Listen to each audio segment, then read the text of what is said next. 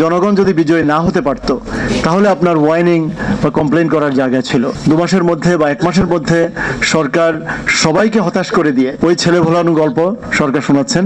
চরম দুর্ভাগ্য যে আমরা একটা মানে বিপ্লব পরবর্তী বা গণ অভ্যুত্থান পরবর্তী সময় এত দ্রুত আবার আমাদের বিভিন্ন দাবি দাওয়া নিয়ে, বিভিন্ন অনুযোগ, বিভিন্ন অভিযোগ নিয়ে আসতে হচ্ছে। কারণ আমাদের অ্যাটলিস্ট কয়েক বছর বা কয়েকটি রেজিম, কয়েকটি আমল আমাদের মোটামুটি নিশ্চিন্তে যে আমরা তো বিজয়ী।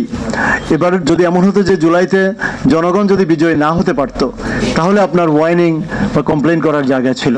কিন্তু জনগণ যেখানে আমরা সবাই ঝুলতাম, হ্যাঁ, সো আমরা তখন অবশ্যই আমাদের অনেক আমরা পরাজিত হলে আমাদের মানে সেটা ভয়ঙ্কর বিপর্যয়ের মধ্যে আমরা পড়তাম।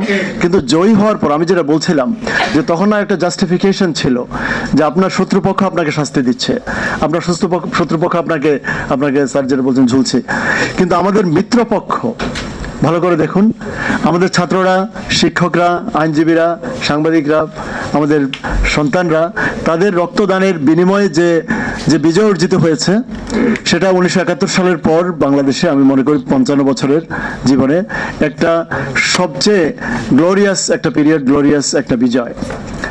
তারপর আজকে মাত্র 2 মাসও হয়নি, 2 মাসের মধ্যে বা 1 মাসের মধ্যে সরকার সবাইকে হতাশ করে দিয়ে, এবং সরকার এমন না যে সরকারের সামনে কোনো একজন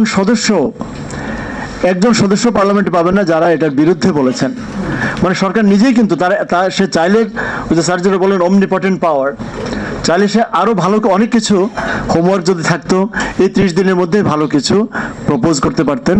কিন্তু ওই যে একটা কথা বলা হয় যে perfect is an enemy of good, আপনাকে পারফেক্ট কিছু দেবো বলে ওই ছেলে ভোলানো গল্প সরকার শোনাচ্ছেন।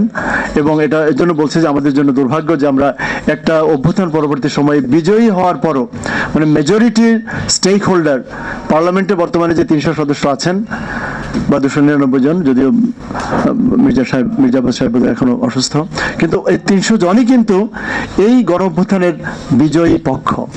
সেখানে আমরা কেন গণ অভ্যুত্থানের, ঠিক আছে যদি ডক্টর ইউনূসের 133টা অধ্যাদেশের, 133টা অধ্যাদেশের মধ্যে যদি কোনোটির কোনো আরো ইমপ্রুভমেন্টের যদি স্কোপ থাকে, বিকজ এটা তো sky is the limit, of course আমরা উৎকর্ষের শেষ নেই, এটা একটা এলিউসিভ।